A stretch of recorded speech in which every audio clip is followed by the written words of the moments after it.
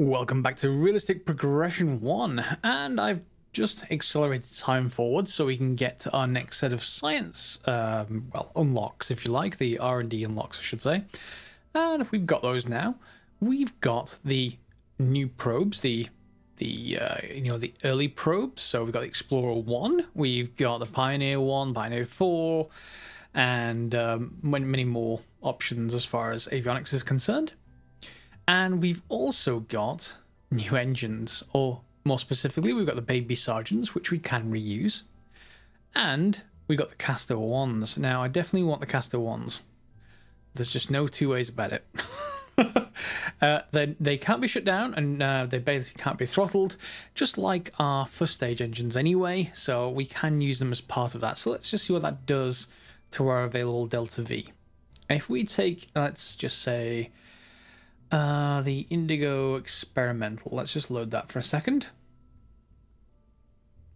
Okay, so there's a few things we can do. First of all, we can take this off, and this has got our Sputnik on top, remember? So let's have a look, first of all, at the, let's just unlock you as well. And we're going to unlock all these probes anyway, so I will take a look at them in a minute. So the Sputnik is 0.08 tons. This is 0.01, so we're going to save quite a lot by just taking this all off. Yep, you can come off. So can you, and, the bits and pieces. And then we will just throw this away. Get ourselves a new X-ray detector. Where are you? Down here somewhere. Ah! Let's grab this piece, move it up, and let's try and connect things to it now. Okay, so it looks the same, takes up the same volume, it's just a great deal lighter. Alright, so let's just place a few bits and pieces on here again. We want just two of these. Yeah, they're sticking out a little bit much now, aren't they? Yeah, so we may want to actually create a new tank that's longer and thinner than this. But I'll figure that out soon enough. So let's take that off for now. And just put a couple of these back on. Change our snap angle to, I don't know, 30 degrees, 22.5, something like that. And have them at opposing sides. Is that a solar panel? Where's my other... Oh. In fact, hang on. Does this have anything more than... Better check what experiments it has on board, first of all. So it can log impacts, it can log pressure data. It has mass spectrometer, which we don't have, or oh, hang on, that may be the one that we do have. Analyze telemetry, radiation.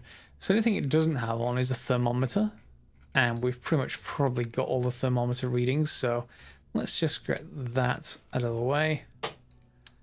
What are you? You're a solar panel, and it can log radiation, so we don't need to worry about that. Of course, decreasing our part count and hence our cost. I thought I had a thermometer on that. Maybe I've just thrown it away. Anyway, so we've got that new core, and we'll figure out the rest of it soon. I'll just put this stuff away. I am going to load up this with solar panels to start off with. And how many of these shall we have? Shall we have, say, 4? Yeah, let's have 4 for now. And then we'll put the aerials, elsewhere. The other option for aerials, for antennas, is an extendable antenna. And I don't think we've got it yet. No, we don't. That's the kind of lunar sort of antenna that we can get a hold of. So we don't have that one yet. What has this done to our Delta V, though? We're already up to 11,300. Let me just save that as experimental 2, because I didn't look at what that was to start off with. Let me just put these back, just to make sure I save this correctly. Yep, and let me just open experimental 1 again. So 11,300.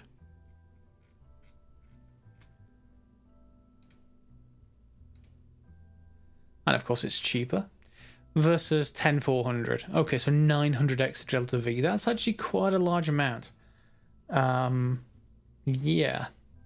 So, can we take that further then? What can we do if we just take the experimental 2 and maybe we attach some boosters? maybe just a couple, and let's see if that actually really affects this bottom stage. This bottom stage starts out at 1.2, which is a tad slow. Saturn V was down there as well. It wasn't very high thrust to weight ratio, so it took off really slowly. If you ever saw the Saturn V taking off, it was yeah, it wasn't the fastest thing until it got up speed anyway. So let's get some engines and get our Castor ones. And you can obviously you can tell by the size of these, yeah, they're going to be okay. And let's actually see if we can, probably one of these size detachment manifolds. That's bringing things down to 1 in terms of size. And bring it here. Drop this on the side. Are you now attached? Yep, good. And that's interesting. I've got the verniers and the clamps, and I don't particularly want to incinerate out. Not that these will incinerate things, but I think what I'm probably going to do is maybe change the clamps just to make this look a little bit better. What have we got? We can use the umbilical towers. And how much are they? 10. And they're huge. So we may only need one of these, but I guess we can put 2 of them. Get rid of these clamps entirely, which then leaves me free to put these on here. And we want them fairly low, because otherwise oops, we only want 2 on. Let's see what this is. So 11,300 going to 12,148. That's much better. Of course, it brings this up. And are these toolable? No, they aren't. Interesting. So we have a much more capable vehicle now. But its sea level thrust is 1.02. Are these all firing? Helps if I rearrange that. So they're not firing. Where are they? There they are. Yeah. They're all going to be firing together. There we go. So sea level thrust is 2, which is actually quite high. So, and we can't stop that, and we can't slow it down. So we've got to be a bit careful about doing that sort of thing. What we may actually want is a heavier for stage for that kind of thing, or at least we'll see once we actually have a heavier, not for stage, but a heavier top section. All this in here. We may be able to play that a little more. So let me go and see if we can get many more experiments up here. Do I have any new science? I don't have any new science yet. That's somewhat annoying. But we do have, and one thing I did mean to get hold of is a new avionics package. So if I take this off for a second, what did the avionics package got? Maybe didn't save that in the experimental build. So let's just go for command and control. Sorry, not command and control. Where are you? Pods? Yeah, so we want the procedural avionics. But this time, if I configure this, we can configure the avionics now as an upper stage avionics if we want. And, you know, how good it is, essentially. So let's just look at upper avionics. And we can purchase prototypes and early avionics. So this is the weight of this stage. So just for a second, let's can we put this back on? What's the weight of this stage? It is 2 tons. So technically we only need this first one. Okay. And that is a much better option than, if you look at this by default, its normal mode is in booster. And that has 10 tons, which has a whole different problem with weight. So, you know, you have to be a bit careful with the weight of this one. It also happens to come in a size that is quite nice for this this probe. So let's pop this back on. Now back to 10.5, but we can support this avionics package, which is good. Sea level thrust of the bottom section is still 2.04. Okay, let's just make sure everything's configured now, because that might not actually be configured correctly anymore. So all of you are firing. Then we're releasing. Then this Yeah, we're going to let go of those at some point. When that happens, it's going to change. After the first 644 atmospheric delta V, it's going to drop. We're going to get down to 1.4 sea level, but of course by now we're actually off the ground. We're 30 seconds off the ground in terms of flight time. And then we drop this.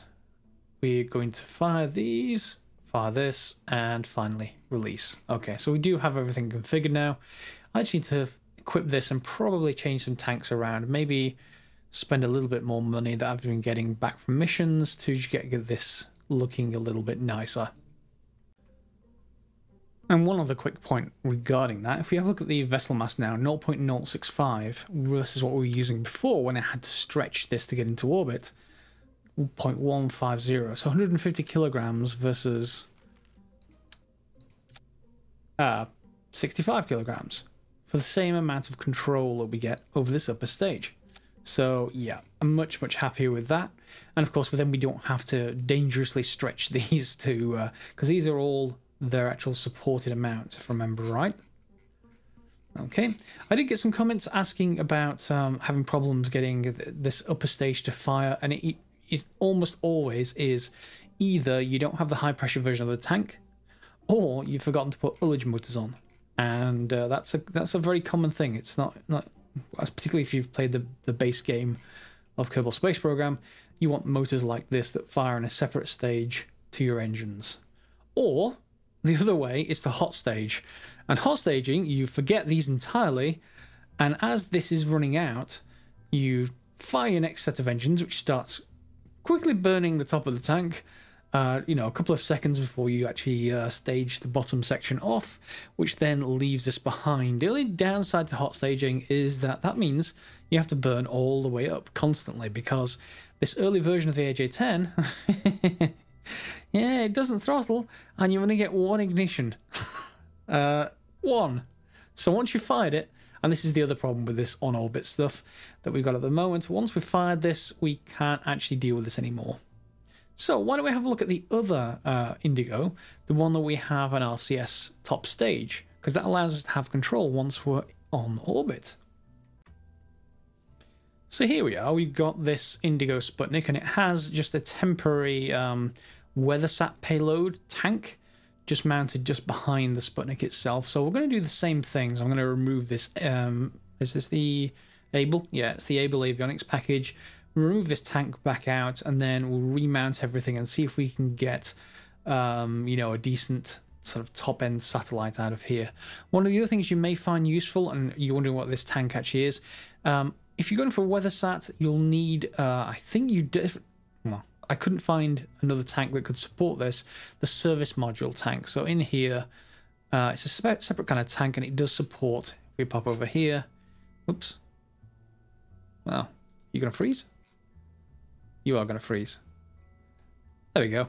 It supports WeatherSat payload, ComSat payload, sounding payload, etc. And some of the missions that you get will require you to carry that kind of stuff into orbit. This first one that I did was only requiring 29 units, so it's quite a small tank. But look at the space that takes up, even for 29 units. So, you know, quite dense stuff. So I'm going to go and change that. You've just seen me do it for that experimental, so you don't need to see this again, surely. And here we are with the same modifications done to the Indigo Sputnik, just double it 2 for now. So the same thing is happening up here.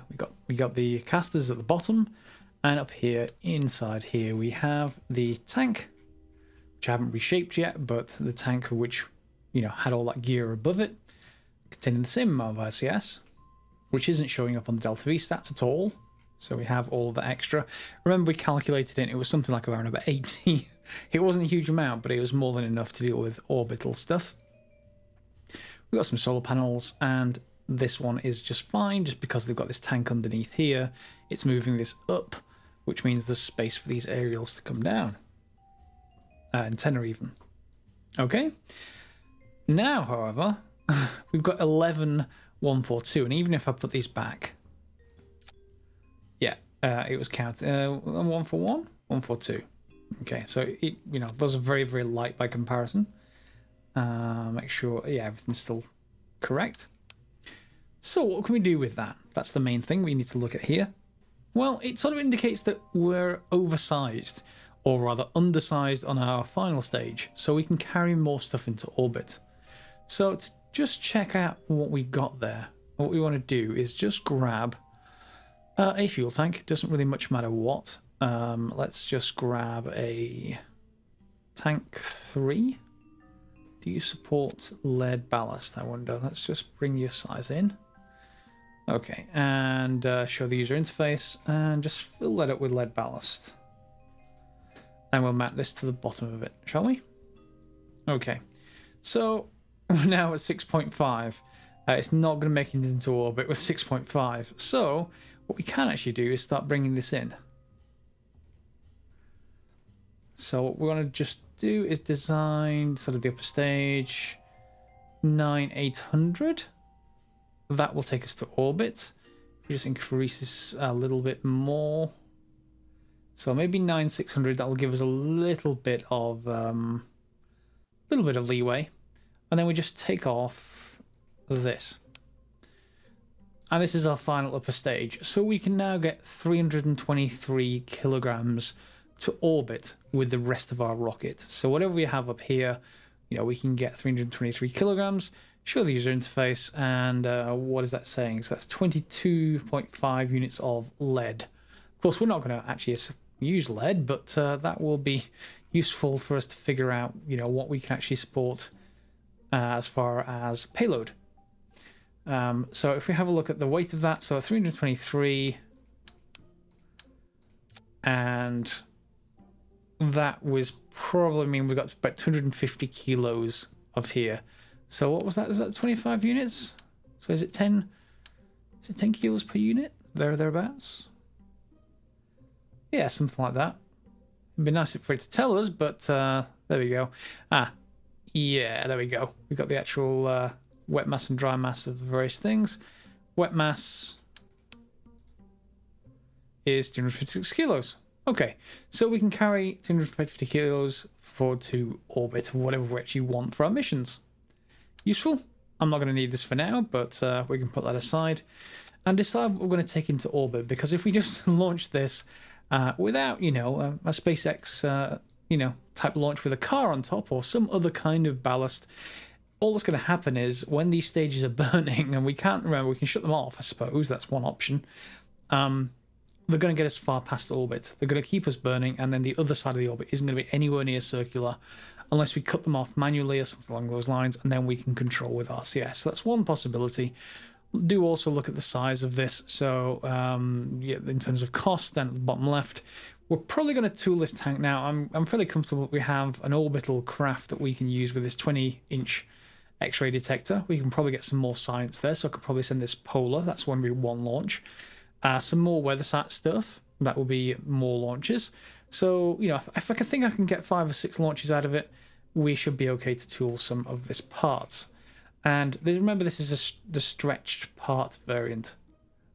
So what we could also do, if you wanted to be a bit safer, is just save this, go back to the other craft, the one that isn't stretched, and create a subassembly in here. I don't think I've got one saved at the moment, but I can actually do that. And then bring it back in here as a sub-assembly, or merge the craft in, so that you'll have less capability on your orbit, but you'll have completely safe stages as well, as safe as test flight can make it. So that seems to be a good idea for the next craft. I'm going to figure out, have a look what missions we've got, and then we'll take one and see if this will fly. Okay, so here's an interesting mission that we can get. We're launching here from Canaveral and normally going east, which of course is why we end up with that 28 degrees inclination. But however, over here, all the way down here, this is Australia. There's a terminator line, so probably New Zealand's down here. We've got this. So imaging satellite target. I'm not sure if you can see that easily. There we go. So it's going to ask us to image this within 24 hours of launching. So I don't think I want to try for this. I mean, we could try something that literally tries to get it immediately by heading sort of that direction and coming back around. Or we could try Polar. Both should work. I'm just concerned that Polar may not get there in time. Yeah, so Well, why not? Let's try a polar one, shall we? So let's leave. And take a look at the contract itself, which is over in our mission center as normal. Once the game catches up. And if you're watching this, by the way, Kerbal Space Program 1.4 has just come out, but none of the mods work. just no. Don't expect any mods to work anytime soon. So yeah, just work on that. I will wait for that to get a little bit more mature. I don't think I'm going to be able to port Realism-Overhaul to it either. That normally is quite far delayed behind normal mods. So 1.3.1 is going to be the best version for Realism-Overhaul, and indeed RP1. So yeah, take images of the target area and return or transmit them to HQ. The APO it's relatively lenient, anywhere below 500k, and Peri anywhere above 150. So yeah, wherever you want, just get us this picture in 24 hours. It's also almost like some kind of spy satellite over the ocean, east of New Zealand. I'm not sure why there'd be a spy satellite there, but okay, we'll see what we can do. Okay, so film camera.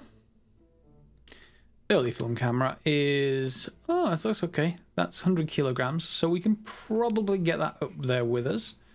I would imagine. Let's just take these off for a second. It's a little big, but yeah,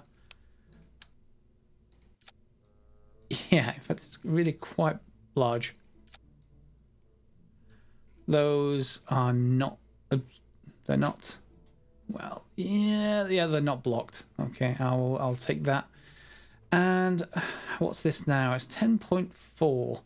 I remember going into a polar orbit, so we've got to be a little bit careful, but that may be okay because of how lenient it is, and we can cut this motor off early if we need to. So let's just see what this is going to be like in terms of cost, though. So we're going to put this back on. If I just put 1/2 on, will everything fit? Yeah, it looks like it will. That's looking pretty good.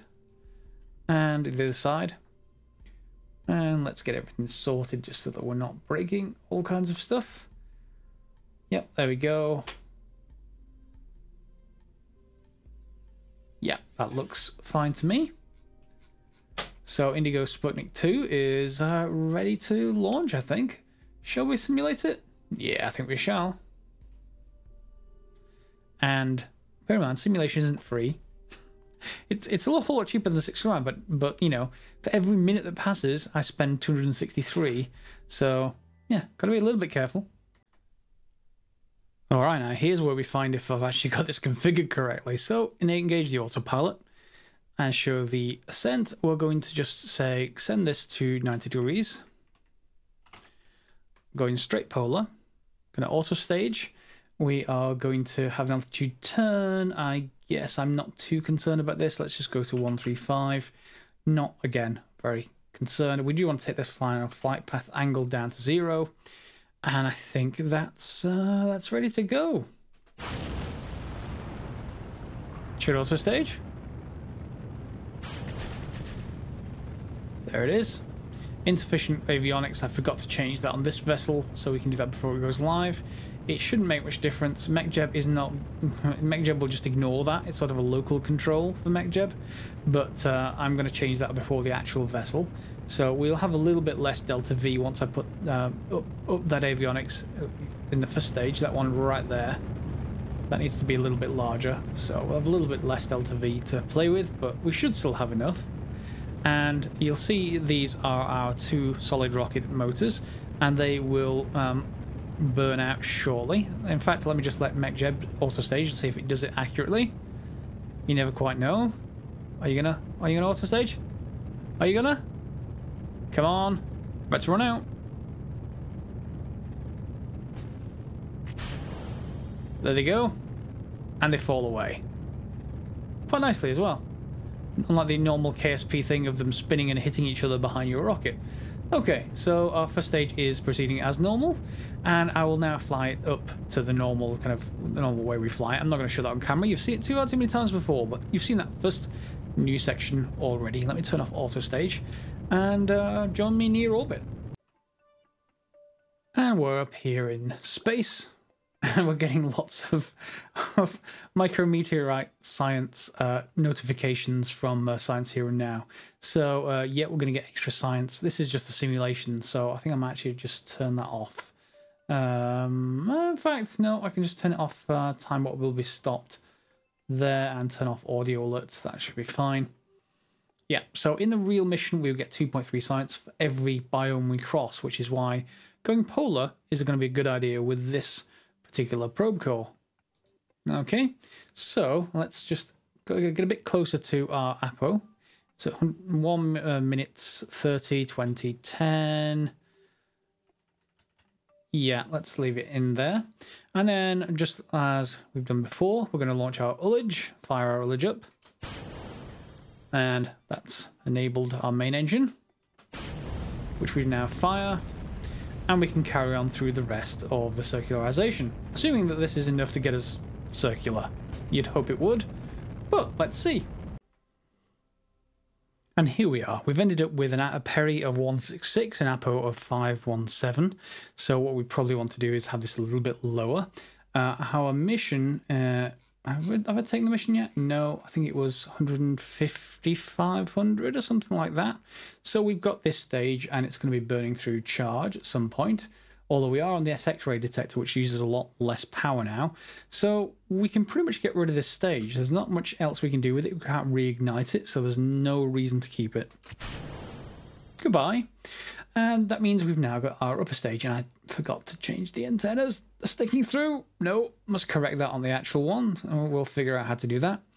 And we've now effectively got spinning film camera, and at the moment we have connection. So let's just take a look at what our path is like. Let's look on the other side. So it was going to be somewhat east of Australia. So where are we? There's Woomera, and there's Canberra. So it was over here somewhere. So we're not going to be terribly near. It depends how long it takes us. What's our orbital period like? Orbital period is 1 hour, 31 minutes. So we're going to get 24 hours or so. So maybe 18 passes. And if we can get to that destination area in 18 passes, then we should be good to go. We can, of course, change our orbit a little bit. We don't have any orbital planning right now. So at our periapsis, if we were still in contact, and we'll see where we are in a minute, we can bring down our APO to be inside mission parameters. So that should be quite good. All that we have to do really to that, in fact, we can just hide that now, is to essentially fire up our RCS. Why can't I fire up RCS? I should have avionics on this thing. Did I forget to put avionics? Oh, okay. We definitely need avionics, which is probably going to use up the rest of the AJ-10 stage. That's fine.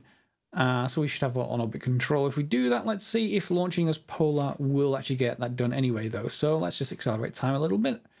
And, you know, we've got no connection as we go over the pole.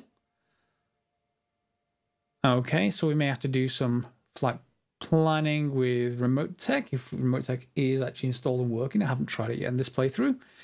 And let's see what this is like as the Earth turns. Is it turning away from us? I suspect it is. So is it going to get... We're going to have to watch it on this side. Here's our orbit coming around, and that's Australia. So if it's right there, let's just slow that back down a second. Yeah, so I think it was right here. So will we get it roughly right? You know, I think that will make it right there. I think that'll pass right over the top. Okay, so we know we have some quick changes to do to our vehicle.